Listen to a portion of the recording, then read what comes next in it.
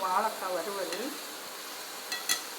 கொஞ்சம் கரம் மசாலா, மிளகாத்தூள், உப்பு போட்டு எண்ணெய் ஊற்றி வேக வச்சுட்டு, இதில் வாழைக்கானால நீங்கள் என்ன நினைப்பீங்க? வாய்வு திங்கக்கூடாது அப்படின்னு நினைப்பீங்கள்ல.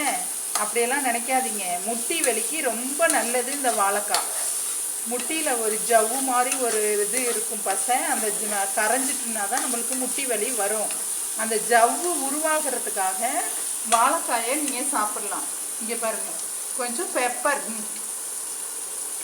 பெருங்காயத்தூள் கொஞ்சம் போட்டுட்டிங்கன்னா நல்லாயிருக்கும். வாய்வு இருக்காதுன்னு சொல்லுவாங்க. எல்லாத்தையும் களைச்சி விட்ரும். செம்மையான இந்த வாழைக்காய் வறுவலை செஞ்சு சாப்பிட்டு பாருங்கள். ஒன்றும் கிடையாது. கொஞ்சம் உப்பு, எண்ணெய், தண்ணி, மிளகாத்தூள், நான் பிரியாணி மசாலா கொஞ்சம் ஒரு ஸ்பூன் போட்டிருக்கேன். அது கூட பெருங்காயத்தூள் கொஞ்சம் ஆட் பண்ணியிருக்கேன். இது வேக வச்சு எடுத்து சாப்பிட்டு பார்த்தீங்கன்னா செமையான வாழைக்காய் வறுவல் ரெடி. முட்டி வலிக்கு மிக மிக மிக மிக நல்லது. ஓகேங்களா? செஞ்சு சாப்பிட்டு பார்க்குறீங்களா? எங்கள் வீட்டில் மேக்ஸிமம் ஹெல்த்தி ஃபுட்டாக தான் சாப்பிடுவேன் நான்.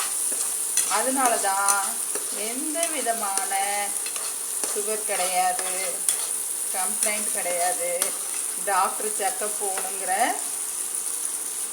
கம்ப்ளைண்ட்டு எதுவுமே இதுவரையும் வந்ததில்லை. அதுவரையும் கடவுளுக்கு நன்றி. செஞ்சு சாப்பிட விட்ட கணவருக்கும் நன்றி.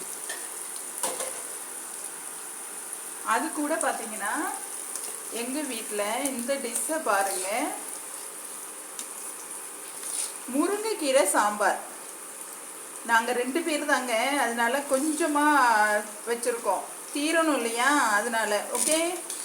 முருங்கைக்கீரை சாம்பார், வாழைக்காய் வறுவல், இதுதான் இன்னைக்கு எங்களோட வெள்ளிக்கிழமை டிஷ்.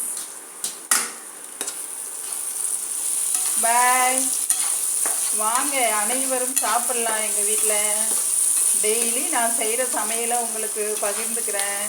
இந்த மாதிரி முருங்கைக்கீரை சாம்பாரும் வாழைக்காய் வறுவலும் தின்னீங்கன்னா உங்கள் உடம்புல அனைத்து எதிர்ப்பு சக்தியும் உருவாகும்.